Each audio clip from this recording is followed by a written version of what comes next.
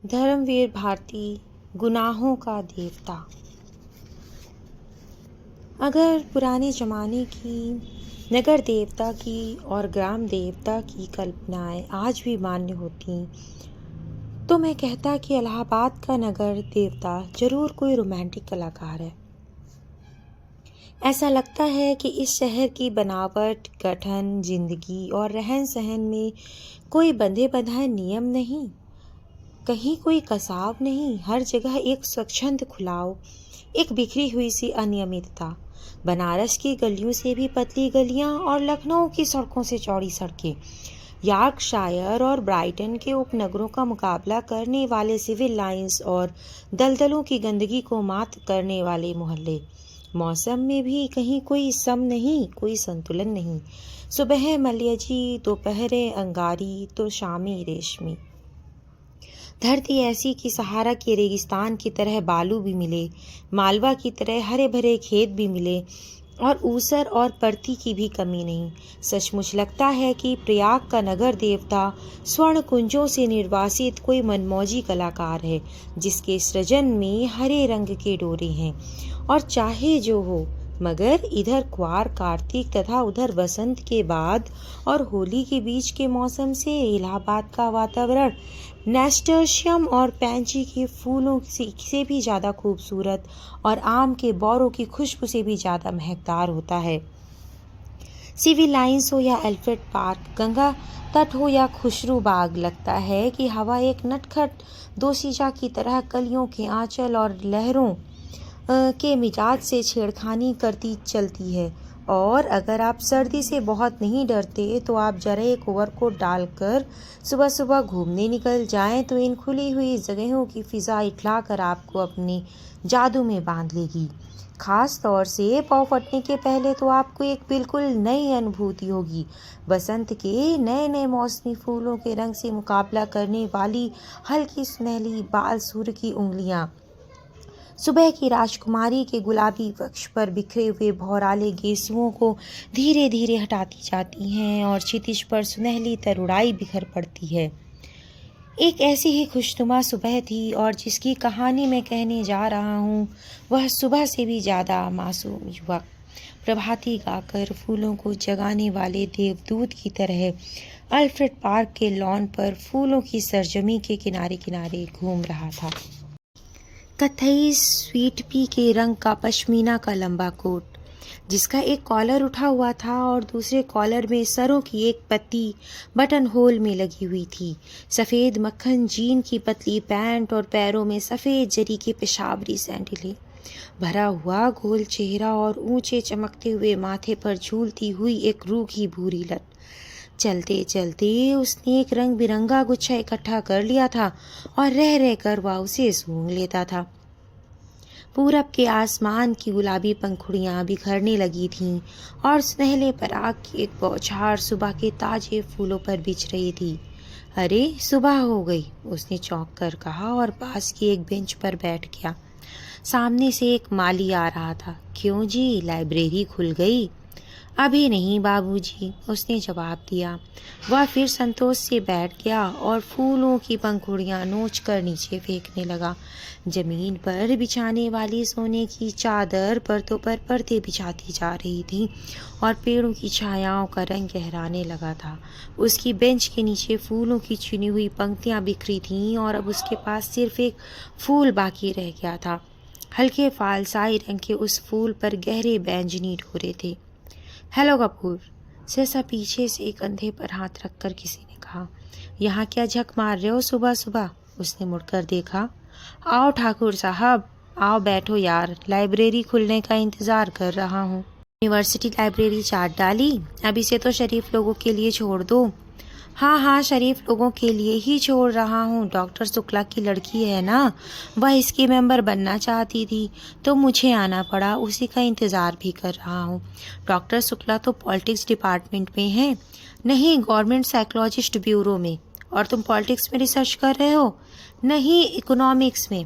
बहुत अच्छे, तो उनकी लड़की को सदस्य बनवाने आए हो? कुछ अजब स्वर में ठाकुर ने कहा। छी, कपूर ने हंसते हुए कुछ अपने को बचाते हुए कहा। यार तुम जानते हो कि मेरा उनसे कितना घरेलू संबंध है। जब से मैं प्रयाग में हूँ उन्हीं के सहारे हूँ, और आजकल तो उन्हीं के यहाँ पढ़ता लिखता भी हूँ। ठाकुर साहब हंस पड़े। अरे भाई, मैं डॉक्टर शुक्ला को जानता नहीं क्या? उनका सा भला आदमी मिलना मुश्किल है। तुम सफाई व्यर्थ में दे रहे हो। ठाकुर साहब यूनिवर्सिटी के उन विद्यार्थियों में से थे जो बराए नाम विद्यार्थी होते हैं, और कब तक के वे यूनिवर्सिटी को सुशोभित करते रहेंगे इसका कोई निश्चय नहीं। एक अच्छे खासे रुपए वाले व्यक्ति थे और घर के तालुकेदार, हंसमुख, फब्दियां कसने में मजा लेने वाले, मगर दिल के साफ, निगाह के सच्चे। बोले, एक बात तो मैं स्वीकार करता हूँ कि तुम्हारी पढ़ाई का सारा श्रेय डॉक्टर शुक्ला को है। तुम्हारे घर वाले तो कुछ खर्चा भेजते नहीं, उनसे अलग होकर ही आया था। समझ लो इन्होंने किसी न किसी बहाने मदद की है। अच्छा आओ, तब तक लोटस पॉन्ड तक ही घूम लें, फिर लाइब्रेरी भी खुल जाएगी। दोनों उठकर एक कृत्रिम कमल सरोवर की ओर चल दिए जो पास में ही बना हुआ था। सीढ़ियां चढ़कर ही उन्होंने देखा कि एक सज्जन किनारे बैठे कमलों की ओर एकटक देखते हुए ध्यान में तल्लीन है। छिपकली से दुबले पतले बालों की एक लट माथे में घूमती हुई। कोई प्रेमी है या कोई फिलॉसफर? देखा ठाकुर? नहीं यार, दोनों से निकृष्ट कोटि के जीव हैं। ये कवि हैं, मैं इन्हें जानता हूँ। ये रविंद्र बिसरिया हैं, एमए में पढ़ता है। आओ मिलवाएं तुम्हें। ठाकुर साहब एक बड़ा सा घास का तिनका तोड़कर पीछे से चुपके से जाकर उसकी गर्दन गुदगुदाई। बिसरिया चौंक उठा, पीछे मुड़कर देखा और बिगड़ कर कहा, यह क्या बदतमीजी है ठाकुर साहब? मैं कितने गंभीर विचारों में डूबा था। और सहसा बड़े विचित्र स्वर से आंखें बंद कर बिसरिया बोला, आह कैसा मनोरम प्रभात है। मेरी आत्मा में घोर अनुभूति हो रही थी। कपूर बिसरिया की मुद्रा पर ठाकुर साहब की ओर देखकर मुस्कुराया और इशारे में बोला, है यार शगल की चीज, छेड़ो जरा। ठाकुर साहब ने तिनका फेंक दिया और बोले, माफ करना भाई बिसरिया, बात यह है कि हम लोग कवि तो हैं नहीं, इसलिए समझ नहीं पाते। क्या सोच रहे थे तुम? बिसरिया ने आंखें खोली और एक गहरी सांस लेकर बोला, मैं सोच रहा था कि आखिर प्रेम क्या होता है, क्यों होता है, कविता क्यों लिखी जाती है, फिर कविता के संग्रह उतने क्यों नहीं बिकते जितने उपन्यास या कहानी संग्रह। बात तो गंभीर है, कपूर बोला। जहाँ तक मैंने समझा और पढ़ा है, प्रेम एक तरह की बीमारी होती है, मानसिक बीमारी, जो मौसम बदलने के दिनों में होती है। मसलन क्वार, कार्तिक और फागुन, चैत। उसका संबंध रीढ़ की हड्डी से होता है, और कविता एक तरह का सन्निपात होता है। मेरा मतलब समझ रहे हैं आप मिस्टर बिसरिया? सिबरिया नहीं, बिसरिया, ठाकुर साहब ने टोका। बिसरिया ने कुछ उजलत, कुछ परेशानी और कुछ गुस्से से उनकी ओर देखा और बोला, क्षमा कीजिएगा, आप या तो फ्रायडवादी हैं या प्रगतिवादी, और आपके विचार सर्वदा विदेशी हैं। मैं इस तरह के विचारों से घृणा करता हूँ। कपूर कुछ जवाब देने वाला ही था कि ठाकुर साहब बोले, अरे भाई, बेकार उलझ गए तुम, पहले परिचय तो कर लो आपस में। ये हैं श्री चंद्र कुमार कपूर, विश्वविद्यालय में रिसर्च कर रहे हैं, और आप हैं श्री रविंद्र बिसरिया, इस वर्ष एमए में बैठ रहे हैं, बहुत अच्छे कवि हैं। कपूर ने हाथ मिलाया और फिर गंभीरता से बोला, क्यों साहब, आपको दुनिया में और कोई काम नहीं रहा जो आप कविता करते हैं? बिसरिया ने ठाकुर साहब की ओर देखा और बोला, ठाकुर साहब, यह मेरा अपमान है, मैं इस तरह के सवालों का आदी नहीं हूँ, और उठ खड़ा हुआ। अरे बैठो बैठो, ठाकुर साहब ने हाथ खींचकर बिठा लिया। देखो कपूर, का मतलब तुम समझे नहीं। उनका कहना यह है कि तुम में इतनी प्रतिभा है कि लोग तुम्हारी प्रतिभा का आदर करना नहीं जानते, इसलिए उन्होंने सहानुभूति में तुमसे कहा कि तुम और कोई काम क्यों नहीं करते, वरना कपूर साहब तुम्हारी कविता के बहुत शौकीन हैं, मुझसे बराबर तारीफ करते हैं। बिसरिया पिघल गया और बोला, क्षमा कीजिएगा, मैंने गलत समझा। अब मेरा कविता संग्रह छप रहा है, मैं आपको अवश्य भेंट करूंगा। और फिर बिसरिया ठाकुर साहब की ओर मुड़कर बोला, अब लोग मेरी कविताओं की इतनी मांग करते हैं कि मैं परेशान हो गया हूँ। अभी कल त्रिवेणी के संपादक मिले, कहने लगे अपना चित्र दे दो। मैंने कहा कोई चित्र नहीं है, तो पीछे पड़ गए। आखिरकार मैंने आइडेंटिटी कार्ड उठा कर दे दिया। वाह, कपूर बोला, मान गए आपको हम। तो आप राष्ट्रीय कविताएं लिखते हैं या प्रेम की? अब जैसा अवसर हो, ठाकुर साहब ने जड़ दिया। वैसे तो यह वार फ्रंट का कवि सम्मेलन, शराबबंदी कॉन्फ्रेंस का कवि सम्मेलन, शादी ब्याह का कवि सम्मेलन, साहित्य सम्मेलन का कवि सम्मेलन, सभी जगह बुलाए जाते हैं। बड़ा यश है इनका। ने प्रशंसा से मुग्ध होकर देखा, मगर फिर एक गर्व का भाव मुंह पर लाकर गंभीर हो गया। कपूर थोड़ी देर चुप रहा, फिर बोला, तो कुछ हम लोगों को भी सुनाइए ना। अभी तो मूड नहीं है, बिसरिया बोला। ठाकुर साहब बिसरिया को पिछले 5 सालों से जानते थे। वे अच्छी तरह से जानते थे कि बिसरिया किस समय और कैसे कविता सुनाता है। अतः बोले, ऐसे नहीं कपूर, आज शाम को आओ, जरा गंगा जी चलें, वहाँ कुछ बोटिंग रहे, कुछ खाना पीना रहे, तब कविता भी सुनना।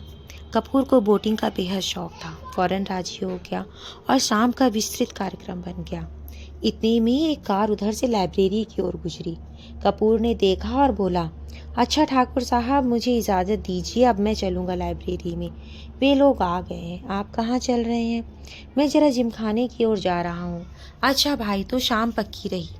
बिल्कुल पक्की, कपूर बोला और चल दिया। लाइब्रेरी के पोर्टिको में कार रुकी थी और उसके अंदर ही डॉक्टर साहब की लड़की बैठी थी। क्यों सुधा, अंदर क्यों बैठी हो?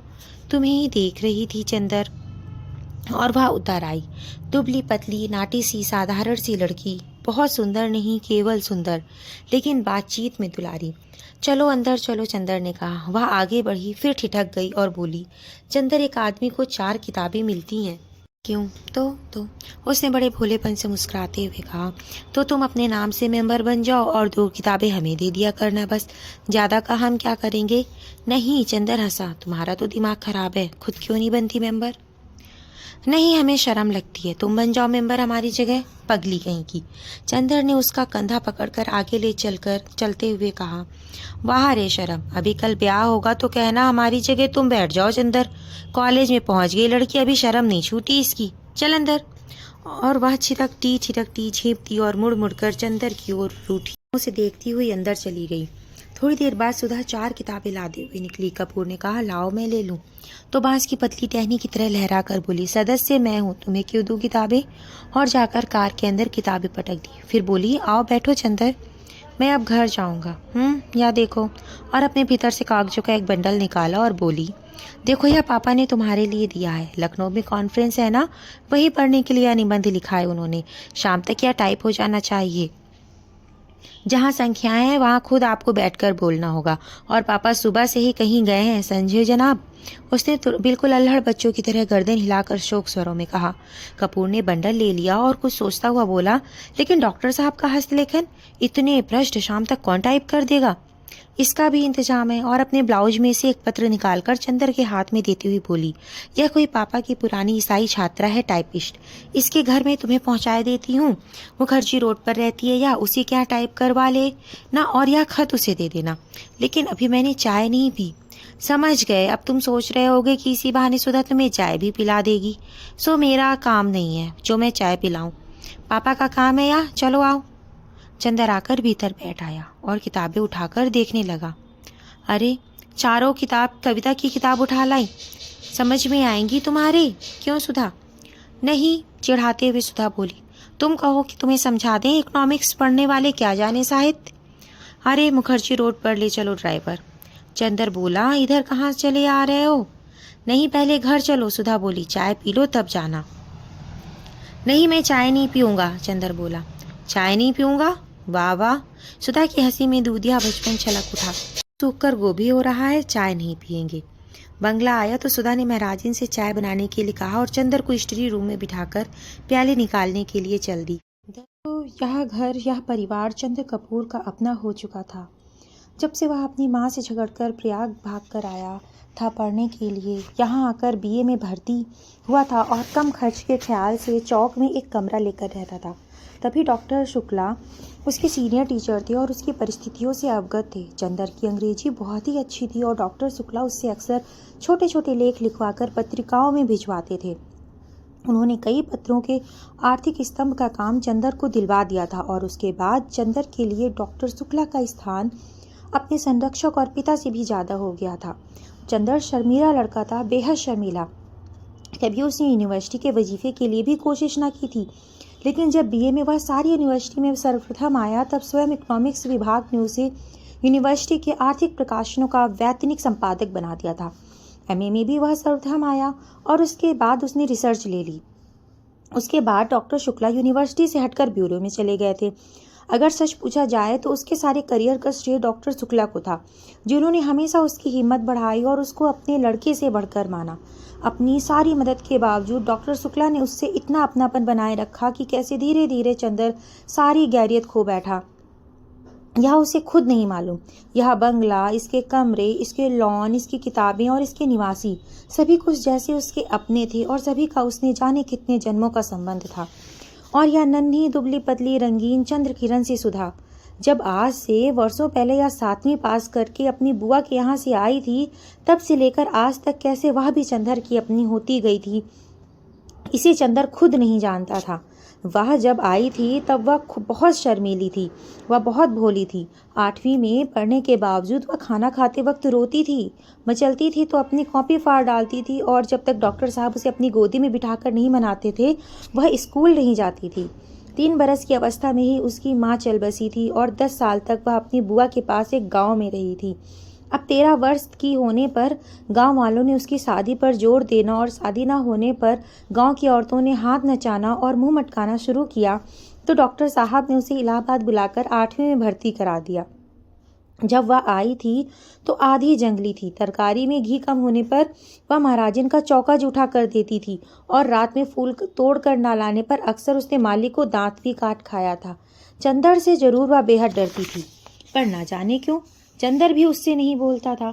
लेकिन जब 2 साल तक उसके ये उपद्रव जारी रहे और अक्सर डॉक्टर साहब गुस्से के मारे उसे न साथ खिलाते थे और न उससे बोलते थे, तो वह रो रो कर और सिर पटक पटक कर अपनी जान आधी कर देती थी। तब अक्सर चंदर ने पिता और पुत्री का समझौता कराया था, अक्सर सुधा को डांटा था, समझाया था, और सुधा घर भर से अल्हड़ पुरवाई और विद्रोही झोंकी की तरह तोड़ फोड़ मचाती रहने वाली सुधा चंदर की आंखों के इशारे पर सुबह की नसीम की तरह शांत हो जाती थी। कब और क्यों उसने चंदर के इशारों पर यह मौन अनुशासन स्वीकार कर लिया था, यह उसे खुद नहीं मालूम था, और यह सभी कुछ इतने स्वाभाविक ढंग से इतना अपने आप होता गया कि दोनों में से कोई भी इस प्रक्रिया से वाकिफ नहीं था, कोई भी इसके प्रति जागरूक न था। दोनों का एक दूसरे के प्रति अधिकार और आकर्षण इतना स्वाभाविक था जैसे शरद की पवित्रता या सुबह की रोशनी।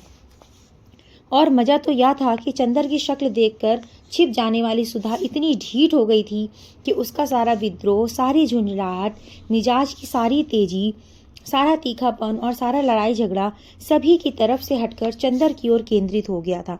वह विद्रोहिनी अब शांत हो गई थी, इतनी शांत, इतनी सुशील, इतनी विनम्र, इतनी मिष्ट भाषणी कि सभी को देखकर ताजुब होता था। लेकिन चंदर को देखकर जैसे उसका बचपन फिर लौट आता था, और जब तक वह चंदर को खिंचाकर, छेड़कर लड़ नहीं लेती थी, उसे चैन नहीं पड़ता था। अक्सर दोनों में अनबोला रहता था।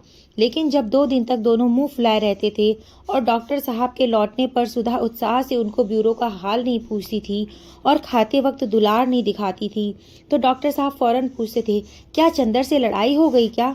फिर वह मुंह फुलाकर शिकायत करती थी, और शिकायतें भी क्या क्या होती थी।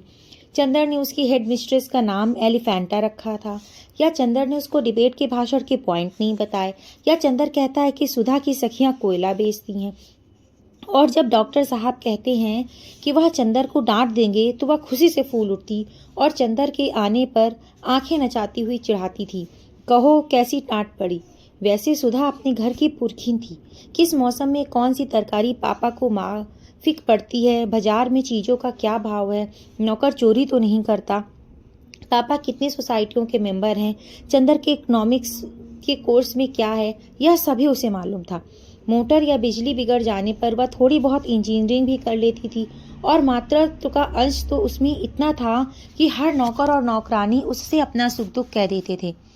पढ़ाई के साथ साथ घर का सारा कामकाज करते हुए उसका स्वास्थ्य भी कुछ बिगड़ गया था, और अपनी उम्र के हिसाब से कुछ अधिक शांत, संयम, गंभीर और बुजुर्ग थी। मगर अपने पापा और चंदर, इन दोनों के सामने हमेशा उसका बचपन इठलाने लगता था। दोनों के सामने उसका हृदय उन्मुक्त था और स्नेह बाधाहीन। लेकिन हाँ, एक बात थी, उसे जितना स्नेह और स्नेह भरी फटकार और स्वास्थ्य के प्रति चिंता अपने पापा से मिलती थी, वह सब बड़े निस्वार्थ भाव से वह चंदर को दे डालती थी। खाने पीने की जितनी परवाह उसके पापा उसकी रखते थे, ना खाने पर या कम खाने पर जितने दुलार से फटकारते थे, उतना ही ख्याल वह चंदर का रखती थी। और स्वास्थ्य के लिए जो उपदेश उसके पापा से मिलते थे, उसे और भी स्नेह में पाग कर वह चंदर को दे डालती थी। चंदर कै बजे खाना खाता है, यहाँ से जाकर घर पर कितनी देर पड़ता है, रात को सोते वक्त दूध पीता है या नहीं, इन सब का लेखा जोखा उसे सुधा को देना पड़ता। और जब कभी उसके खाने पीने में कोई कमी रह जाती तो उसे सुधा की डांट खानी पड़ती थी। पापा के लिए सुधा अभी बच्ची थी और स्वास्थ्य के मामले में सुधा के लिए चंदर अभी बच्चा था। और कभी कभी तो सुधा की स्वास्थ्य चिंता इतनी ज़्यादा हो जाती थी कि चंदर बेचारा जो खुद तंदुरुस्त था घबरा उठता था। एक बार सुधा ने कमाल कर दिया। उसकी तबीयत खराब हुई और डॉक्टर ने उसे लड़कियों का एक टॉनिक पीने के लिए बताया था। इम्तिहान में जब चंदर कुछ दुबला सा हो गया तो सुधा अपनी बची हुई दवा ले आई और लगी चंदर से जिद करने कि पियो इसे। जब चंदर ने किसी अखबार में उसका विज्ञापन दिखाकर बताया कि लड़कियों के लिए है, तब कहीं जाकर उसकी जान बची। इसलिए जब आज सुधा ने चाय के लिए कहा तो उसकी रूह कांप गई, क्योंकि जब कभी सुधा चाय बनाती थी तो प्याले के मुंह तक दूध भरकर उसमें 2-3 चम्मच चाय का पानी डाल देती थी। और अगर उसने ज़्यादा स्ट्रॉन्ग चाय की मांग की तो उसे खालिस दूध पीना पड़ता था, और चाय के साथ फल और मेवा और खुदा जाने क्या क्या। और उसके बाद सुधा का इसरार, ना खाने पर सुधा का गुस्सा, और उसके बाद इतनी लंबी चौड़ी मनवार। इस सब से चंदर बहुत घबराता था। लेकिन जब सुधा उसे स्टडी रूम में बिठाकर जल्दी से चाय बना लाई तो उसे मजबूर होना पड़ा, और बैठे बैठे निहायत बेबसी से उसने देखा कि सुधा ने प्याले में दूध डाला और उसके बाद थोड़ी सी चाय डाल दी। उसके बाद अपने प्याले में चाय डालकर और 2 चम्मच दूध डालकर आप ठाठ से पीने लगे, और बेतकल्लुफी से दूधिया चाय का प्याला चंदर के सामने खिसका कर बोली, पीजिए, नाश्ता आ रहा है। चंदर ने प्याले को अपने सामने रखा और उसे चारों तरफ घुमाकर देखता रहा कि किस तरफ से उसे चाय का अंश मिल सकता है। जब सभी ओर से प्याले में क्षीर सागर नजर आया तो उसने हार कर प्याला रख दिया। क्यों, पीते क्यों नहीं? सुधा ने अपना प्याला रख दिया। पिए क्या, कहीं चाय भी हो तो? और क्या खालिस चाय पीजिएगा? दिमागी काम करने वालों को ऐसी चाय पीनी चाहिए। तो अब मुझे सोचना पड़ेगा कि मैं चाय छोड़ूं या रिसर्च। ना ऐसी चाय मुझे पसंद, ना ऐसा दिमागी काम। लो, आपको विश्वास नहीं होता? मेरी क्लास फेलो है गेसू काजमी, सबसे तेज लड़की है। उसकी अम्मी उसे दूध में चाय उबाल कर देती है। क्या नाम है तुम्हारी सखी का? गेसू। बड़ा अच्छा नाम है। और क्या, मेरी सबसे घनिष्ठ मित्र है और उतनी ही अच्छी है जितना उसका नाम। जरूर जरूर, मुंह बिचकाते हुए चंदर ने कहा, और उतनी ही काली होगी जितने काले गेसू। धत, शर्म नहीं आती किसी लड़की के लिए ऐसा कहते हुए? और हमारे दोस्तों की बुराई करती हो तब? तब क्या, वे तो हैं ही बुरे सब। अच्छा तो नाश्ता पहले फल खाओ अब। और वह प्लेट में छील छील कर संतरा रखने लगी। इतने में जो ही वह झुककर एक गिरे हुए संतरे को नीचे से उठाने लगी, चंदर ने झट से उसका प्याला अपने सामने रख लिया और अपना प्याला उधर रख दिया और शांत चित्त से पीने लगा। संतरे की फांकियां उसकी ओर बढ़ाते हुए ज्यों ही उसने एक घूंट चाय ली तो वह चौंक कर बोली, अरे यह क्या हुआ? कुछ नहीं, हमने उसमें दूध डाल दिया। तुम्हें दिमागी काम बहुत रहता है। चंदर ने ठाठ से चाय घूंटते हुए कहा। सुधा कुड़ गई, कुछ बोली नहीं। चाय खत्म करके चंदर ने घड़ी देखी। अच्छा लाओ, क्या टाइप कराना है? अब बहुत देर हो रही है। यहाँ तो 1 मिनट बैठना बुरा लगता है आपको। हम कहते हैं कि नाश्ते और खाने के वक्त आदमी को जल्दी नहीं करना चाहिए। बैठिए ना। अरे तो तुम्हें कॉलेज की तैयारी नहीं करनी? करनी क्यों नहीं? आज तो गेसू को मोटर पर लेते हुए तब जाना है। तुम्हारी गेसू और कभी मोटर पर चढ़ी है? जी, वह साबिर हुसैन काजमी की लड़की है। उसके यहाँ 2 मोटरें हैं और रोज़ तो उसके यहाँ दावतें होती रहती हैं। अच्छा, हमारी तो दावत कभी नहीं की। आहा, गेसू के यहाँ दावत खाएंगे इसी मुंह से। जनाब, उसकी शादी भी तय हो गई है, अगले जाड़ों तक शायद हो भी जाए। छी, बड़ी खराब लड़की हो। कहाँ रहता है ध्यान तुम्हारा? सुधा ने मजाक में पराजित कर बहुत विजयी मुस्कान से उसकी ओर देखा। चंदर ने झेप कर निगाह नीची कर ली तो सुधा पास आकर चंदर का कंधा पकड़कर बोली, अरे उदास हो गए? नहीं भैया, तुम्हारा भी ब्याह तय कराएंगे, घबराते क्यों हूँ? और एक मोटी सी इकोनॉमिक्स की किताब उठाकर बोली, लो इस मुट्ठी से ब्याह करोगे? लो बातचीत कर लो, तब तक मैं वह निबंध ले आऊँ टाइप कराने वाला। चंदर ने खिसियाकर बड़ी जोर से सुधा का हाथ दबा दिया। हाय रे, सुधा ने हाथ छुड़ाकर मुंह बनाते हुए कहा, लो बाबा, हम जा रहे हैं, काहे बिगड़ रहे हैं आप। और वह चली गई। डॉक्टर साहब का लिखा हुआ निबंध उठा लाई और बोली, लो, यह निबंध की पांडुलिपि है। उसके बाद चंदर की ओर बड़े दिलदार से देखती हुई बोली, शाम को आओगे ना? अच्छा, हम परेशान नहीं करेंगे, तुम चुपचाप पढ़ना। जब रात को पापा आ जाएं तो उन्हें निबंध की प्रतिलिपि देकर चले जाना। नहीं, आज शाम को मेरी दावत है ठाकुर साहब के यहाँ, तो उसके बाद आ जाना। और देखो, अब फरवरी आ गई है, मास्टर ढूंढ दो हमें। नहीं, ये सब झूठी बात है, हम कल सुबह आएंगे। अच्छा, तो सुबह जल्दी आना, और देखो मास्टर लाना मत भूलना, ड्राइवर तुम्हें मुखर्जी रोड पहुंचा देगा। वह कार में बैठ गया और कार स्टार्ट हो गई कि फिर सुधा ने पूछा। वह फिर उतरा। सुधा बोली, लो, यह लिफाफा तो भूल ही गए थे, पापा ने लिख दिया है, उसे दे देना। अच्छा, कहकर फिर चंदर चला कि फिर सुधा ने पुकारा, सुनो, एक बार में क्यों नहीं कह देती सब? चंदर ने झल्लाकर कहा, अरे बड़ी गंभीर बात है, देखो वहाँ कुछ ऐसी वैसी बात मत कहना लड़की से, वरना उसके यहाँ दो बड़े बड़े बुलडॉग हैं। कहकर उसने गाल फुलाकर आंख फैलाकर ऐसी बुलडॉग की भंगिमा बनाई कि चंदर हंस पड़ा। सुधा भी हंस पड़ी। ऐसी थी सुधा और ऐसा था चंदर। सिविल लाइंस के एक उजाड़ हिस्से में एक पुराने से बंगले में सामने आकर मोटर रुकी। बंगले का नाम था रोज लॉन, लेकिन सामने के कंपाउंड में जंगली घास उग रही थी और गुलाब के फूलों के बजाय अहाते में मुर्गी के पंख बिखरे पड़े थे। रास्ते पर भी घास उगाई थी और फाटक पर, जिसके एक खंबे की कॉर्निश टूट चुकी थी, बजाय लोहे के दरवाजे की और दो आड़े बांस लगे हुए थे। फाटक के एक और एक छोटा सा हाथी का नाम पटल लगा था, जो कभी काला रहा होगा, लेकिन जिसे धूल, बरसात और हवा ने चितकबरा बना दिया था। चंदर मोटर से उतरकर उस बोर्ड पर लिखे हुए अधमिटे सफ़ेद अक्षरों को पढ़ने की कोशिश करने लगा और जाने किसका मुंह देखकर सुबह उठा था कि उसे सफलता भी मिल गई। उस पर लिखा था AF डिक्रूज। उसने जेब से लिफाफा निकाला और पता मिलाया। लिफाफे पर लिखा था मिस P डिक्रूज, यही बंगला है। उसे संतोष हुआ। हॉर्न दो, उसने ड्राइवर से कहा। ड्राइवर ने हॉर्न दिया, लेकिन किसी का बाहर आना तो दूर। एक मुर्गा जो अहाते में कुड़कुड़ा रहा था, उसने मुड़कर बड़े संदेह और त्रास से चंदर की ओर देखा और उसके बाद पंख फड़फड़ाते हुए, चीखते हुए जान बचाकर भागा। बड़ा मनहूस बंगला है, यहाँ आदमी रहते हैं या प्रेत? कपूर ने ऊब कर कहा और ड्राइवर से बोला, जाओ तुम, हम अंदर जाकर देखते हैं। अच्छा हुजूर, सुधा बीबी से क्या कहेंगे? कह देना पहुंचा दिया। कार मुड़ी और कपूर बांस फांदकर अंदर घुसा। आगे का पोर्टिको खाली पड़ा था और नीचे की जमीन ऐसी थी जैसे कई साल से उस बंगले में कोई सवारी गाड़ी ना आई हो। वह बरामदे में गया। दरवाजे बंद थे और उन पर धूल जमी थी।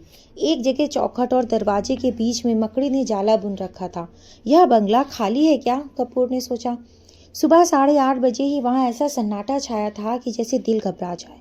आसपास चारों ओर आधी फलांग तक कोई बंगला नहीं था। उसने सोचा बंगले के पीछे की ओर शायद नौकरों की झोपड़ियां हों। वह दाएं बाजू से मुड़ा और खुशबू का एक तेज झोंका उसे चूमता हुआ निकल गया। ताजुब है या सन्नाटा, यह मनहूसी और इतनी खुशबू? कपूर ने कहा और आगे बढ़ा तो देखा बंगले के पिछवाड़े गुलाब का एक बहुत सुंदर खूबसूरत बाग है। काली रविशें और बड़े बड़े गुलाब हर रंग के। वह सचमुच रोज लॉन था। वह बाग में पहुंचा। उधर से भी बंगले के दरवाजे बंद थे। उसने खटखटाया, लेकिन कोई जवाब नहीं। वह बाग में घुसा कि शायद कोई माली काम कर रहा हो। बीच बीच में ऊंचे ऊंचे जंगली चमेली के झाड़ थे और कहीं कहीं लोहे की छड़ों के कटघरे। बेगम बेलिया भी फूल रही थी, लेकिन चारों ओर एक अजब सा सन्नाटा था और हर फूल पर किसी खामोशी के फरिश्ते की छां थी। फूलों में रंग था, हवा में ताजगी थी, पेड़ों में हरियाली थी, झोंकों में खुशबू थी, लेकिन फिर भी सारा बाग एक ऐसे सितारों का गुलदस्ता लग रहा था जिनकी चमक, जिनकी रोशनी और जिनकी ऊंचाई लुट चुकी हो। लगता था जैसे बाग का मालिक मौसमी रंगीनी भूल चुका हो, क्योंकि नेस्टर्शियम या स्वीट पी या फ्लास्क कोई भी मौसमी फूल न था। सिर्फ गुलाब थे और जंगली चमेली थी और बेगम बेलिया थी जो सालों पहले बोए गए थे। उसके बाद उन्हीं की काट छांट पर बाग चल रहा था। बागवानी में कोई नवीनता और मौसम का उल्लास ना था। चंदर फूलों का बेहद शौकीन था। सुबह घूमने के लिए उसने दरिया किनारे के बजाय अल्फ्रेड पार्क चुना था, क्योंकि पानी की लहरों के बजाय उसे फूलों के बाग के रंग और सौरभ की लहरों से ज़्यादा प्यार था। और उसे दूसरा शौक था कि फूलों के पौधों के पास से गुजरते हुए हर फूल को समझने की कोशिश करना। अपनी नाजुक टहनियों पर हंसते मुस्कुराते हुए ये फूल जैसे अपने रंगों की बोली में आदमी से जिंदगी का जाने कौन सा राज कहना चाहते हैं। और ऐसा लगता है कि जैसे हर फूल के पास अपना व्यक्तिगत संदेश है, जिसे वह अपने दिल की पंखुड़ियों में आहिस्ते आहिस्ते से सहेज कर रखे हुए हैं। कोई सुनने वाला मिले और वह अपनी दास्तां कह जाए। पौधों की ऊपरी फुनगी पर मुस्कुराता हुआ आसमान की तरफ मुंह किए हुए यह गुलाब, जो रात भर सितारों की मुस्कुराहट चुपचाप पीता रहा है और अपने मोतियों पंखुड़ियों के होठों से जाने क्यों खिलखिलाता ही जा रहा है। जाने इसे कौन सा रहस्य मिल गया है। और वह एक नीचे वाली टहनी में आधा झुका हुआ गुलाब, झुकी हुई पलकों सी पंखुड़ियां और दोहरे मखमली तार सी उसकी डंडी। यह गुलाब जाने क्यों उदास है। और यह दुबली पतली लंबी सी नाजुक कली जो बहुत सावधानी से हरा आंचल लपेटे है और प्रथम ज्ञात यौवना की तरह लाज में जो सिमटी तो सिमटी ही चली जा रही है, लेकिन जिसके यौवन की गुलाबी लपटें 7 हरे पर्दों में से झलकी ही पड़ती हैं। और फारस के शहजादे जैसा शान से खिला हुआ पीला गुलाब। उस पीले गुलाब के पास आकर चंदर रुका और झुककर देखने लगा। कार्तिक पूनों के चांद से झरने वाले अमृत को पीने के लिए व्याकुल किसी सुकुमार भावुक परी की फैली हुई अंजलि के बराबर बड़ा सा वह फूल जैसे रोशनी बिखेर रहा था। बेगमबेलिया के कुंज से छनकर आने वाली तोतापंखी धूप ने जैसे उस धारपान की तरह खुशनुमा हरियाली बिखेरी थी।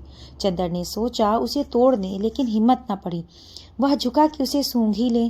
सूंघने के इरादे से उसने हाथ बढ़ाया ही था कि किसी ने पीछे से गरज कर कहा, here you are, I have caught red handed today. और उसके बाद किसी ने अपने दोनों हाथों में जकड़ लिया और उसकी गर्दन पर सवार हो गया। वह उछल पड़ा और अपने को छुड़ाने की कोशिश करने लगा। पहले तो वह कुछ नहीं समझ पाया। अजब रहस्यमय है यह बंगला। एक अव्यक्त भय और एक सिहरन में उसके हाथ पांव ढीले हो गए, लेकिन उसने हिम्मत करके अपना एक हाथ छुड़ा लिया और मुड़कर देखा तो एक बहुत कमजोर बीमार सा पीली आंखों वाला गोरा लड़का उसे पकड़े हुए था। चंदर के दूसरे हाथ को फिर पकड़ने की कोशिश करता हुआ वह हांफता हुआ बोला, रोज रोज यहाँ से फूल गायब होते थे। मैं कहता था कौन ले जाता है। हो वह हाँफता जा रहा था। आज मैंने पकड़ा तुम्हें, रोज चुपके से ले जाते थे। वह चंदर को कसकर पकड़े था, लेकिन उस बीमार गोरे की सांस जैसे छूटी जा रही थी। चंदर ने उसे झटका देकर धकेल दिया और डांट कर बोला, क्या मतलब है तुम्हारा? पागल है क्या? खबरदार जो हाथ बढ़ाया, अभी ढेर कर दूंगा तुझे, गोरा सुअर। और उसने अपनी आस्तीनें चढ़ाई। वह धक्के से गिर गया था। धूल झाड़ते उठ बैठा और बड़ी ही रोनी आवाज में बोला, कितना जुल्म है। मेरे फूल भी चुरा ले गए और मुझे इतना हक भी नहीं कि मैं तुम्हें धमकाऊं। अब तुम मुझसे लड़ोगे? तुम जवान हो, मैं बूढ़ा हूँ। हाय रे मैं, और वह सचमुच वह रोने जैसा हो। चंदर ने उसका रोना देखा और उसका सारा गुस्सा हवा हो गया और हंसी रोक कर बोला, गलत फहमी है जनाब, मैं बहुत दूर रहता हूँ। मैं चिट्ठी लेकर मिस डिक्रूज से मिलने आया था। उसका रोना नहीं रुका। तुम बहाने बनाते हो और अगर मैं विश्वास नहीं करता तो तुम मारने की धमकी देते हो। अगर मैं कमजोर ना होता तो मैं तुम्हें पीस कर खा जाता और तुम्हारी खोपड़ी कुचल कर फेंक देता, जैसे तुमने मेरे फूल फेंके होंगे। फिर तुमने गाली दी, मैं उठाकर तुम्हें अभी नाले में फेंक दूंगा। अरे बाप रे, दौड़ो, मुझे मार डाला। पापी, टॉमी, अरे दोनों कुत्ते मर गए। उसने डर के मारे चीखना शुरू किया। क्या है बर्टी, क्यों चिल्ला रहे हो? बाथरूम के अंदर से किसी ने चिल्ला कर कहा, अरे मार डाला इसने, दौड़ो। झटके से बाथरूम का दरवाजा खुला। बेडी गाउन पहने एक लड़की दौड़ती हुई आई और चंदर को देखकर रुक गई। क्या है? उसने डांट कर पूछा। कुछ नहीं, शायद पागल मालूम होता है। जबान संभाल कर बोलो, वह मेरा भाई है। ओह, कोई भी हो, मैं मिस डिक्रूज से मिलने आया था। मैंने आवाज़ दी तो कोई नहीं बोला। मैं बाग में घूमने लगा, इतने में इसने मेरी गर्दन पकड़ ली। यह बीमार और कमज़ोर है, वरना अभी गर्दन दबा देता। गोरा उस लड़की के आते ही फिर तनकर खड़ा हो गया और दांत पीस कर बोला, अरे मैं तुम्हारे दांत तोड़ दूंगा, बदमाश कहीं का। चुपके आया और गुलाब तोड़ने लगा। मैं चमेली के झाड़ के पीछे से छिपा सब देख रहा था। मैं पुलिस को बुलाती हूँ, तुम देखते रहो बर्टी से, मैं फ़ोन करती हूँ, लड़की ने डांटते हुए कहा। अरे भाई, मैं मिस डिक्रूज से मिलने आया हूँ, मैं तुम्हें नहीं जानती, झूठा कहीं का, मैं ही मिस डिक्रूज़ हूँ। देखिए तो यह खत। लड़की ने खत खोला और पढ़ा और एकदम से उसकी आवाज़ बदल गई। छी बर्टी, तुम किसी दिन पागल खाने जाओगे। आपको डॉक्टर शुक्ला ने भेजा है। तुम तो मुझे बदनाम करा डालोगे। उसकी शक्ल और भी रोनी हो गई। मैं नहीं जानता था, उसने और भी घबरा कर कहा। माफ़ कीजिएगा। लड़की ने बड़े मीठे स्वर में साफ हिंदुस्तानी में कहा, मेरे भाई का दिमाग जरा ठीक नहीं रहता। जब से इसकी पत्नी की मौत हो गई है, इसका मतलब ये नहीं कि ये किसी भले आदमी की इज्जत उतार ले। चंदर ने बिगड़ कर कहा, देखिए बुरा मत मानिए, मैं इनकी ओर से माफ़ी मांगती हूँ। आइए अंदर चलिए। उसने चंदर का हाथ पकड़ लिया। उसका हाथ बेहद ठंडा था। वह नहा कर आई थी। उसके हाथ के उस तुषार स्पर्श से चंदर सिहर उठा और उसने हाथ झटक कर कहा, अफसोस, आपका हाथ तो बर्फ है। लड़की चौंक गई। वह स्नाता सहसा सचेत हो गई और बोली, अरे शैतान तुम्हें ले जाए बर्टी, तुम्हारे पीछे मैं बेडिंग गाउन में भाग आई और बेडिंग गाउन के दोनों कॉलर पकड़कर उसने अपनी खुली गर्दन ढकने का प्रयास किया और फिर अपनी पोशाक पर लज्जित होकर भागी। अभी तक गुस्से के मारे चंदर ने उस पर ध्यान ही नहीं दिया था, लेकिन उसने देखा कि वह 23 बरस की दुबली पतली तरुड़ी है। लहराता हुआ बदन, गले तक कटे हुए बाल, एंग्लो इंडियन होने के बावजूद गोरी नहीं है। चाय की तरह वह हल्की पतली भूरी और तुर्श थी। भागते वक्त ऐसी लग रही थी जैसे छलकती हुई चाय। इतने में वह गोरा उठा और चंदर का कंधा छूकर बोला, माफ़ करना भाई, उससे मेरी शिकायत मत करना। असल में ये गुलाब मेरी मृत पत्नी की यादगार है। जब इनका पहला पेड़ आया था तब मैं इतना ही जवान था जितने तुम, और मेरी पत्नी इतनी अच्छी थी जितनी पम्मी। कौन पम्मी? मेरी बहन प्रमिला डिक्रूज़। ओह, कब मरी आपकी पत्नी? माफ़ कीजिएगा, मुझे मालूम नहीं था। हाँ, मैं बड़ा अभागा हूँ, मेरा दिमाग कुछ खराब है, देखिए, कहकर उसने झुककर अपनी खोपड़ी चंदर के सामने रख दी और बहुत गिड़गिड़ा कर बोला, पता नहीं कौन मेरे फूल चुरा ले जाता है। अपनी पत्नी की मृत्यु के बाद 5 साल से मैं इन फूलों को संभाल रहा हूँ। हाय रे मैं, जाइए पम्मी बुला रही है। पिछवाड़े के सहन का बीच का दरवाज़ा खुल गया था और पम्मी कपड़े पहनकर बाहर झांक रही थी। चंदर आगे बढ़ा और गोरा मुड़कर अपनी गुलाब और चमेली की झाड़ी में खो गया। चंदर गया और कमरे में पड़े हुए एक सोफ़ा में बैठ गया। पम्मी टॉयलेट कर चुकी थी और एक हल्की फ्रांसीसी खुशबू से महक रही थी। शैम्पू से धुले हुए रूखे बाल जो मछले पड़ रहे थे, खुशनुमा आसमानी रंग का एक पतला चिपका हुआ झीना ब्लाउज और ब्लाउज पर एक फ्लैनेस का फुल पैंट जिसके 2 गेलिस कमर, छाती और कंधे पर चिपके हुए थे। होठों पर एक हल्की लिपस्टिक की झलक मात्र थी और गले तक बहुत हल्का पाउडर जो बहुत नज़दीक से ही मालूम होता था। लंबे नाखूनों पर हल्की गुलाबी पैंट। वह आई, निसंकोच भाव से उसी सोफे पर कपूर के बगल में बैठ गई और बड़ी मुलायम आवाज़ में बोली, मुझे बड़ा दुख है मिस्टर कपूर, आपको बहुत तवालत उठानी पड़ी। चोट तो नहीं आई? नहीं, कोई बात नहीं। कपूर का सारा गुस्सा हवा हो गया। कोई भी लड़की संकोच भाव से अपनी अपनायत से सहानुभूति दिखाए और माफ़ी मांगे तो उसके सामने कौन पानी पानी नहीं हो जाएगा, और फिर वह भी तब जबकि उसके होठों पर ना केवल बोली अच्छी लगती हो वरन लिपस्टिक भी इतनी प्यारी हो। लेकिन चंदर की एक आदत थी, और चाहे कुछ ना हो, कम से कम वह यह अच्छी तरह जानता था कि नारी जाति से व्यवहार करते समय कहाँ पर कितनी ढेल देनी चाहिए, कितना कसना चाहिए, कब सहानुभूति से उन्हें झुकाया जा सकता है, कब अकड़कर। इस वक्त जानता था कि इस लड़की से वह जितनी सहानुभूति चाहे ले सकता है, अपने अपमान के हर जाने के तौर पर। इसलिए वह कपूर साहब बोले, लेकिन मिस डिक्रूज़, आपके भाई बीमार होने के बावजूद बहुत मजबूत हैं। उफ, गर्दन पर जैसे अभी तक जलन हो रही है। ओहो, सचमुच मैं बहुत शर्मिंदा हूँ। देखो, और कॉलर हटाकर उसने गर्दन पर अपनी बर्फीली उंगलियाँ रख दी। लाइए लोशन मल दूँ मैं? धन्यवाद, इतना कष्ट ना कीजिए, आपकी उंगलियां गंदी हो जाएंगी, कपूर ने बड़ी शालीनता से कहा। पम्मी के होठों पर एक हल्की मुस्कुराहट, आंखों में हल्की सी लाज और वक्ष में एक हल्का सा कंपन दौड़ गया। यह वाक्य कपूर ने चाहे शरारत में ही कहा हो, लेकिन कहा इतने शांत और संयत स्वरों में कि पम्मी कुछ प्रतिवाद भी न कर सकी। और फिर 6 बरस से 60 बरस तक की कौन सी ऐसी स्त्री है जो अपने रूप की प्रशंसा पर बेहोश न हो जाए। अच्छा लाइए, वह स्पीच कहाँ है जो मुझे टाइप करनी है? उसने विषय बदलते हुए कहा। यह लीजिए, कपूर ने दे दी। यह तो मुश्किल से 3-4 घंटे का काम है। और पम्मी स्पीच को उलट पुलट कर देखने लगी। माफ़ कीजिएगा, अगर मैं कुछ व्यक्तिगत सवाल पूछूं, क्या आप टाइपिस्ट हैं? कपूर ने बहुत शिष्टता से पूछा। जी नहीं, पम्मी ने उन्हीं कागजों पर नज़र गड़ाते हुए कहा। मैंने कभी टाइपिंग और शॉर्टहैंड सीखी थी और तब मैं सीनियर कैम्ब्रिज पास करके यूनिवर्सिटी गई थी। यूनिवर्सिटी मुझे छोड़नी पड़ी क्योंकि मैंने अपनी शादी कर ली थी। अच्छा, आपके पति कहाँ हैं? रावलपिंडी में, आर्मी में। लेकिन फिर आप डिक्रूज़ क्यों लिखती हैं? और फिर मिस? क्योंकि हम लोग अलग हो गए हैं। और स्पीच के कागज़ को फिर तह करती हुई बोली। मिस्टर कपूर, आप अविवाहित हैं? जी हाँ। और विवाह करने का इरादा तो नहीं रखते? नहीं। बहुत अच्छे, तब तो हम दोनों लोगों में निभ जाएगी। मैं शादी से बहुत नफरत करती हूँ। शादी अपने को दिया जाने वाला सबसे बड़ा धोखा है। देखिए, ये मेरे भाई हैं ना, कैसे पीले और बीमार से हैं। ये पहले बड़े तंदुरुस्त और टेनिस में प्रांत के अच्छे खिलाड़ियों में से थे। एक बिशप की दुबली पतली भावुक लड़की से इन्होंने शादी कर ली और उसे बेहद प्यार करते थे। सुबह शाम दोपहर रात कभी उसे अलग नहीं होने देते थे। हनीमून के लिए उसे लेकर सिलोन गए थे। वह लड़की बहुत कलाप्रिय थी, बहुत अच्छा नाचती थी, बहुत अच्छा गाती थी और खुद गीत लिखती थी। यह गुलाब का बाग उसी ने बनवाया था और इन्हीं के बीच में दोनों बैठकर घंटों गुजार देते थे। कुछ दिनों के बाद दोनों में झगड़ा हुआ। क्लब में बॉल डांस था और उस दिन वह लड़की बहुत अच्छी लग रही थी, बहुत अच्छी। डांस के वक्त इनका ध्यान डांस की तरफ कम था और अपनी पत्नी की तरफ ज़्यादा। इन्होंने आवेश में उसकी उंगलियां जोर से दबा दी। वह चीख पड़ी और सभी इन लोगों की ओर देखकर हंस। वह घर आई और बहुत बिगड़कर बोली, आप नाच रहे थे या टेनिस का मैच खेल रहे थे? मेरा हाथ था या टेनिस का रैकेट? पर बर्टी भी बिगड़ गया और उस दिन से जो इन लोगों में खटकी तो फिर कभी न बनी।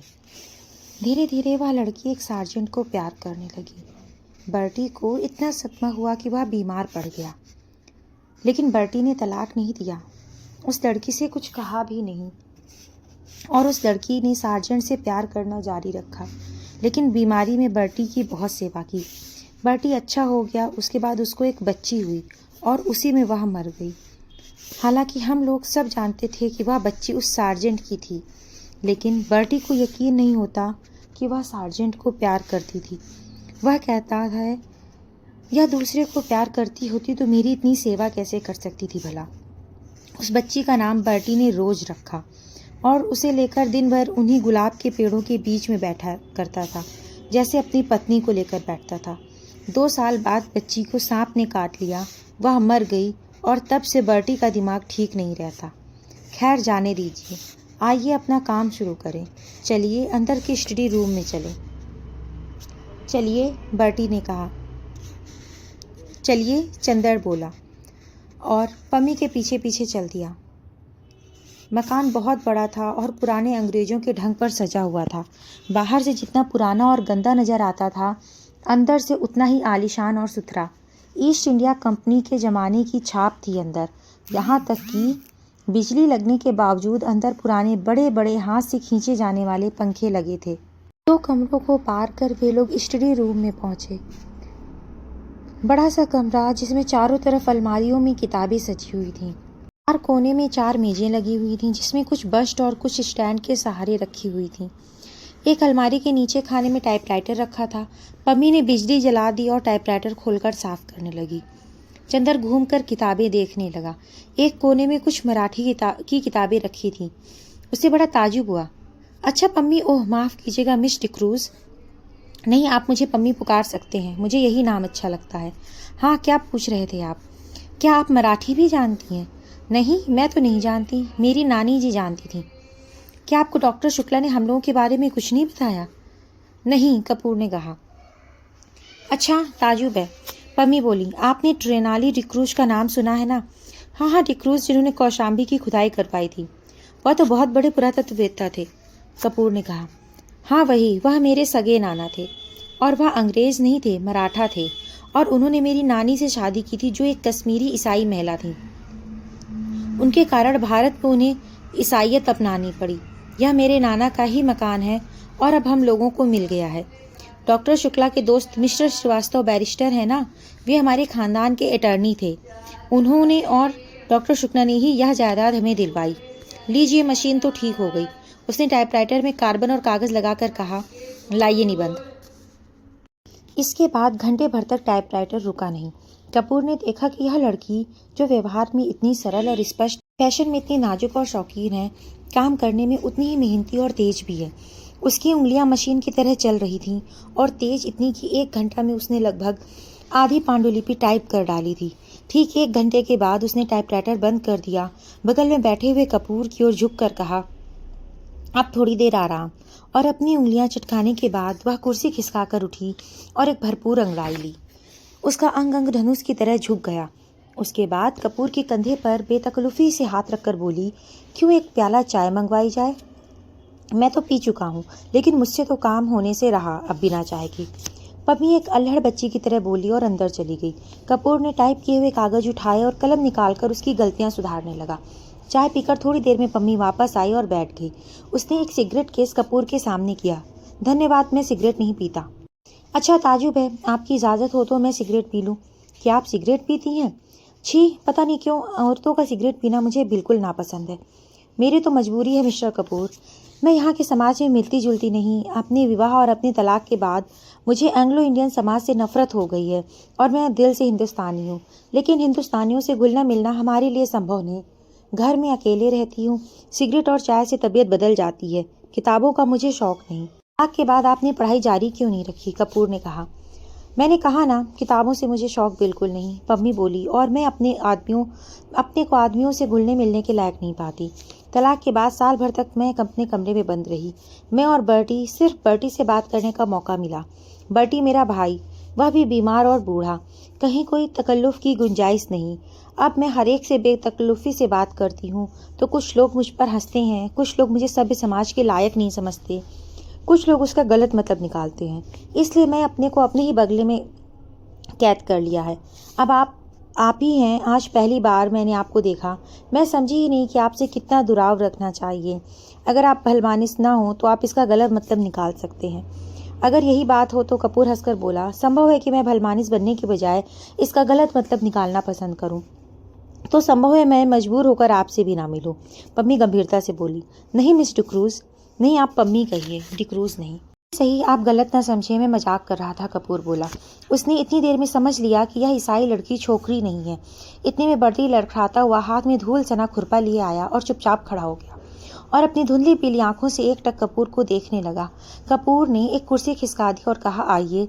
पम्मी उठी और बर्टी के कंधे पर एक हाथ रखकर उसे सहारा देकर कुर्सी पर बिठा दिया। बर्टी बैठ गया और आंखें बंद कर ली। उसका बीमार कमजोर व्यक्तित्व जाने कैसा लग रहा था कि पम्मी और कपूर दोनों चुप हो गए। थोड़ी देर बाद बर्टी ने आंखें खोली और बहुत करुण स्वर में बोला, पम्मी तुम नाराज हो? मैंने जानबूझकर तुम्हारे मित्र का अपमान नहीं किया था।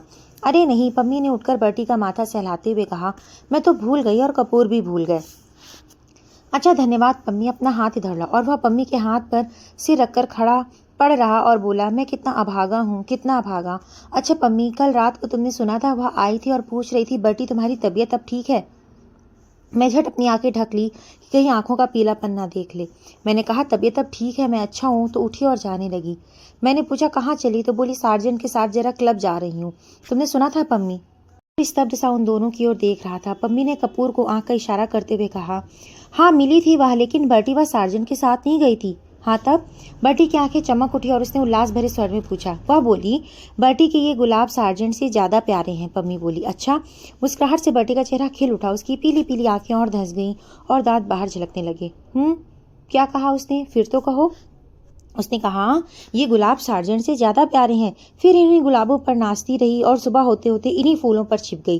तुम्हें सुबह किसी फूल में तो नहीं मिली? तुम्हें तो किसी फूल में नहीं मिली। बर्टी ने बच्चों के से भोले विश्वास के स्वरों में कपूर से पूछा। चंदर चौंक उठा। पम्मी और बर्टी की इन बातों पर उसका मन बेहद भर आया था। बर्टी की मुस्कुराहट पर उसकी नसें थरथरा उठी थीं। नहीं, मैंने तो देखा नहीं था, चंदर ने कहा। बर्टी ने फिर मायूसी से सिर झुका लिया और आंखें बंद कर ली और कराहती हुई आवाज में बोला, जिस फूल में वह छिप गई थी उसी को किसी ने चुरा लिया होगा। फिर सहसा वह तनकर खड़ा हो गया और पुचकारते हुए बोला, जाने कौन ये फूल चुराता है। अगर मुझे एक बार मिल जाए तो मैं उसका खून ऐसे पी लूं। उसने हाथ की उंगली काटते हुए कहा और उठकर लड़खड़ाता हुआ चला गया। वातावरण इतना भारी हो गया था कि पम्मी और कपूर ने कोई बात नहीं की। पम्मी ने चुपचाप टाइप करना शुरू किया और कपूर चुपचाप बर्टी की बातें सोचता रहा। घंटा भर बाद टाइपराइटर खामोश हुआ तो कपूर ने कहा, पम्मी, मैंने जितने लोग देखे हैं उनमें से आज बर्टी सबसे विचित्र और शायद सबसे दयनीय। पम्मी खामोश रही, फिर उसी लापरवाही में अगड़ाती लेती हुई बोली, मुझे बर्टी की बातों में जरा भी दया नहीं आती। मैं उसको दिलासा देती हूँ क्योंकि वह मेरा भाई है और बच्चे की तरह नासमझ और लाचार है। कपूर चौंक गया। वह पम्मी की ओर आश्चर्य से चुपचाप देखता रहा, कुछ बोला नहीं। क्यों, तुम्हें ताजुब क्यों होता है? पम्मी ने कुछ मुस्कुरा कर कहा, लेकिन मैं सच कहती हूँ। वह बहुत गंभीर हो गई। मुझे जरा तरस नहीं आता इस पागलपन पर। क्षण भर चुप रही, फिर जैसे बहुत तेजी से बोली, तुम जानते हो उसके फूल कौन चुराता है? मैं उसके फूल तोड़कर फेंक देती हूँ। मुझे शादी से नफरत है, शादी के बाद होने वाली आपसी धोखेबाजी से नफरत है, और उस धोखेबाजी के बाद इस झूठ मूठ की यादगार और बेईमानी के पागलपन से नफरत है। और ये गुलाब के फूल, ये क्यों मूल्यवान है? इसलिए ना कि इसके साथ बर्टी की जिंदगी की इतनी बड़ी ट्रेजेडी गुथी हुई है। अगर एक फूल के खूबसूरत होने के लिए आदमी की जिंदगी में इतनी बड़ी ट्रेजेडी आना जरूरी है, तो लानत है उस फूल की खूबसूरती पर। मैं उससे नफरत करती हूँ, इसलिए मैं किताबों से नफरत करती हूँ। एक कहानी लिखने के लिए कितनी कहानियों की ट्रेजेडी बर्दाश्त करनी होती है। पम्मी चुप हो गई। उसका चेहरा सुर्ख हो गया। थोड़ी देर बाद उसका तैस उतरा और वह अपने आवेश पर खुद शर्मा गई। उठकर वह कपूर के पास गई और उसके कंधों पर हाथ रखकर बोली, बर्टी से मत कहना, अच्छा? कपूर ने सिर हिलाकर स्वीकृति दी और कागज समेटकर खड़ा हुआ। पम्मी ने उसके कंधों पर हाथ रखकर उसे अपनी ओर घुमाकर कहा, देखो, पिछले 4 साल से मैं अकेली थी और किसी दोस्त का इंतजार कर रही थी। तुम आए और दोस्त बन गए, तो अब अक्सर आना है।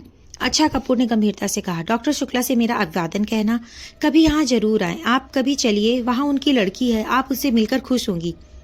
पम्मी उसके साथ फाटक तक पहुंचाने चली तो बर्टी एक चमेली के झाड़ में टहनियां हटा हटाकर कुछ ढूंढ रहा था। पम्मी को देखकर उसने पूछा, तुम्हें याद है वह चमेली के झाड़ में तो नहीं छिपी थी? कपूर ने पता नहीं क्यों जल्दी पम्मी को अभिवादन किया और चल दिया। उसे बर्टी को देखकर डर लग रहा था। सुधा का कॉलेज बड़ा एकांत और खूबसूरत जगह बना हुआ था। दोनों ओर ऊंची सी मेड़ और बीच में से कंकड़ के खूबसूरत घुमावदार सड़क। दाईं ओर चने और गेहूं के खेत, बेर और सहतूत के झाड़ और बाईं ओर ऊंचे ऊंचे टीले और ताड़ के लंबे लंबे पेड़। शहर से काफी बाहर देहात का सा नजारा और इतना शांत वातावरण लगता था। यहाँ कोई उथल पुथल, कोई शोरगुल है ही नहीं। जगह इतनी हरी भरी कि दर्जों के कमरों के पीछे ही महुआ चूता था और लंबी लंबी घास की दोपहरिया के नीले फूलों की जंगली लतरें उलझी रहती थीं। और इस वातावरण में अगर किसी पर सबसे ज्यादा प्रभाव डाला था तो वह थी गेसू। उसे अच्छी तरह मालूम था कि बांस के झाड़ के पीछे किस चीज के फूल हैं। पुराने पीपल पर गिलोय की लतर चढ़ी है और करौंदे के झाड़ के पीछे एक शाही की मांद है। नागफनी के झाड़ के पास एक बार उसने एक लोमड़ी भी देखी थी। शहर की इस मशहूर रईस साबिर हुसैन काजमी की वह सबसे बड़ी लड़की थी। उसकी माँ, जिन्हें उसके पिता अदन से ब्याह कर लाए थे, शहर की सबसे मशहूर शायरा थी। हालांकि उनका दीवान छपकर मशहूर हो चुका था, मगर वह किसी भी बाहरी आदमी से कभी नहीं मिलती जुलती थी। उनकी सारी दुनिया अपने पति और बच्चों तक सीमित थी। उन्हें शायराना नाम रखने के बहुत शौक थे। उन्होंने अपनी दोनों लड़कियों के नाम उन्होंने गेसू और फूल रखा था और अपने छोटे बेटे का नाम हसरत। हाँ, अपने पतिदेव साबिर साहब के हुक्के से बेहद चिढ़ती थी और उनका नाम उन्होंने रखा आतिश फिजा। घास, फूल, लतर और शायरी का शौक गेसू ने अपनी माँ से विरासत में पाया था। किस्मत से उसका कॉलेज भी ऐसा मिला जिसमें दर्जों की खिड़कियों से आम की शाखें झांका करती थीं। इसलिए हमेशा जब भी मौका मिलता था, क्लास से भागकर गेसू घास पर लेटकर अपने सपने देखने की आदी हो गई थी। क्लास के इस महाभिनिष्क्रमण के और उसके बाद लतरों की छां में जाकर ध्यान योग की साधना में उसकी एकमात्र साथी थी सुधा।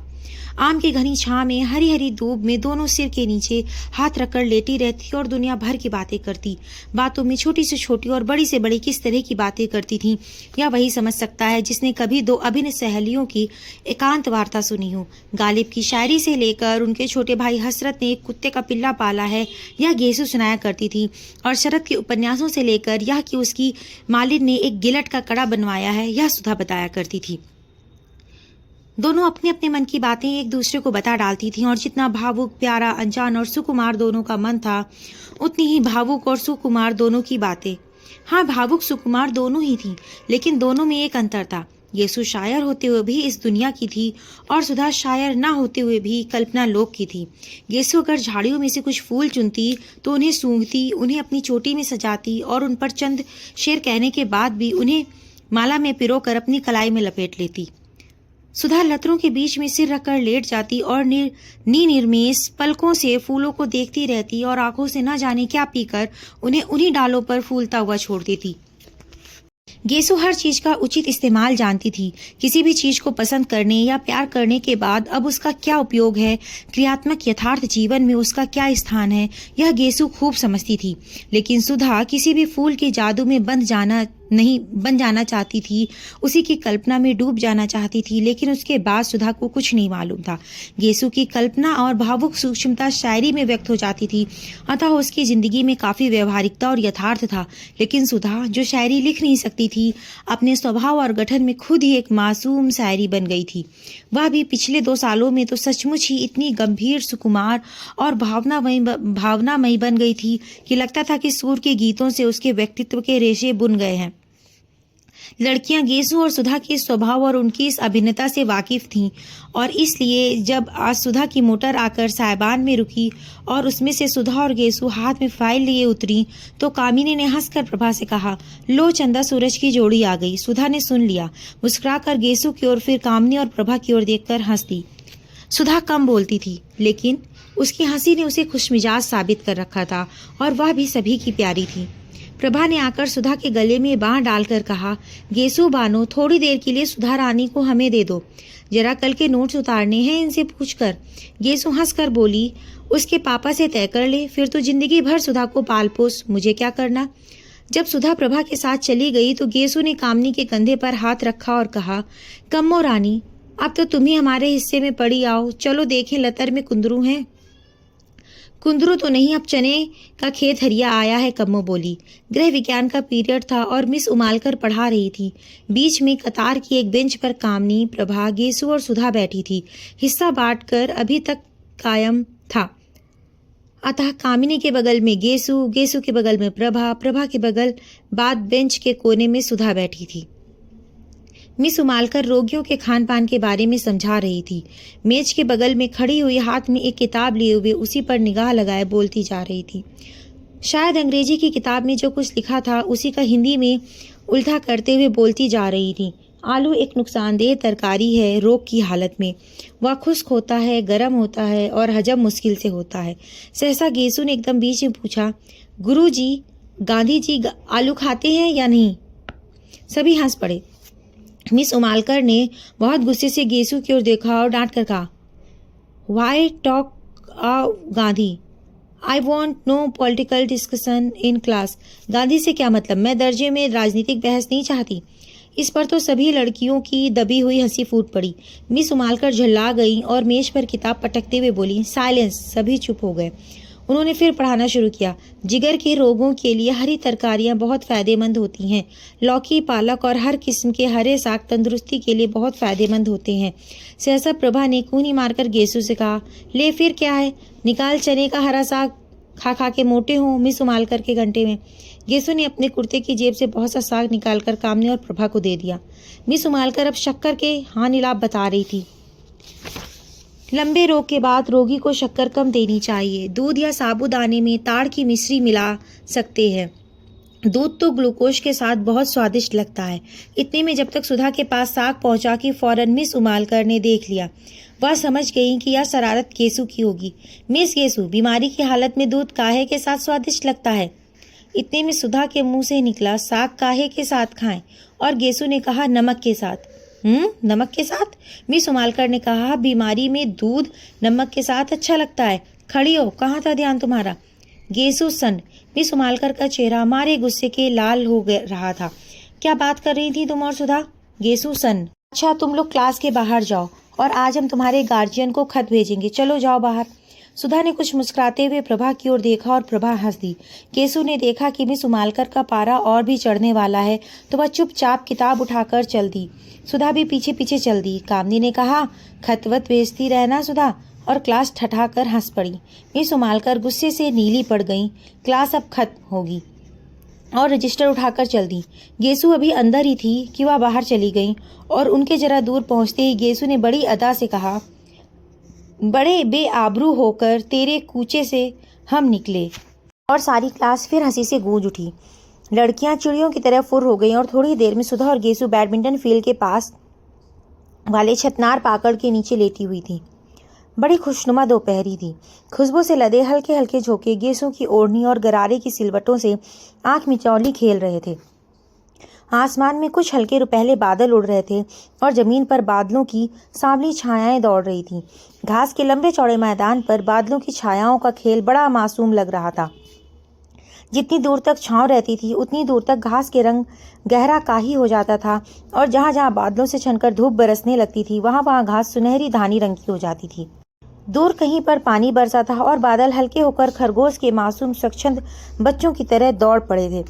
सुधा आंखों पर फाइल की छां किए हुए बादलों की ओर एकटक देख रही थी। गेसू ने उसकी ओर करवट बदली और उसकी वेड़ी में लगी हुई रेशमी फीते को उंगली में उमेटते हुए एक लंबी सी सांस में भरकर कहा, बादशाहों की मुअत्तर ख्वाबगाहों में कहाँ, वह मजा जो भीगी भीगी घास पर सोने में है, मुतमईन बेफिक्र लोगों की हंसी में भी कहाँ, लुफ्त जो एक दूसरे को देखकर रोने में है। सुधा ने बादलों से अपनी निगाह नहीं हटाई, बस एक करुण सपनीली मुस्कान बिखेर कर रह गई। क्या देख रही हो सुधा? गेसू ने पूछा। बादलों को देख रही हूँ, सुधा ने बेहोश आवाज में जवाब दिया। गेसू उठी और सुधा की छाती पर सिर रखकर बोली, कैफ बरदोस्त बादलों को ना देख, बेखबर, तू ना कुचल जाए कहीं। और सुधा के गाल में जोर से चुटकी काट ली। हाय रे, सुधा ने चीख कर कहा और उठ बैठी। वाह वाह, कितना अच्छा शेर है, किसका है? पता नहीं किसका है, गेसू बोली, लेकिन बहुत सच है सुधी। आसमां के बादलों के दामन में अपने ख्वाब नाक लेना और उनके सहारे जिंदगी बसर करने का ख्याल है तो बड़ा नाजुक, मगर रानी बड़ा खतरनाक भी है। आदमी बड़ी ठोकरें खाता है, इससे तो अच्छा है कि आदमी को नाजुक ख्याली से साबिका ही ना पड़े। खाते पीते हंसते बोलते आदमी की जिंदगी कट जाए। सुधा ने अपना आंचल ठीक किया और लटों में से घास के तिनके निकालते हुए कहा, गेसू, अगर हम लोगों को भी शादी ब्याह के झंझट में ना फंसना पड़े और इसी तरह दिन कट जाएं तो कितना मजा आए। हंसते बोलते पढ़ते लिखते घास में लेटकर बादलों से प्यार करते हुए कितना अच्छा लगता है। लेकिन हम लड़कियों की जिंदगी भी क्या, मैं तो सोचती हूँ गेसू कभी ब्याह ही ना करूँ, हमारे पापा का ध्यान कौन रखेगा। गेसू थोड़ी देर तक सुधा की आंखों में आंखें डालकर शरारत भरी निगाहों से देखती रही और मुस्कुराकर बोली, अरे अब ऐसी भोली नहीं हो रानी तुम। ये शबाब, ये उठान और ब्याह नहीं करेंगी, जोगन बनेंगी।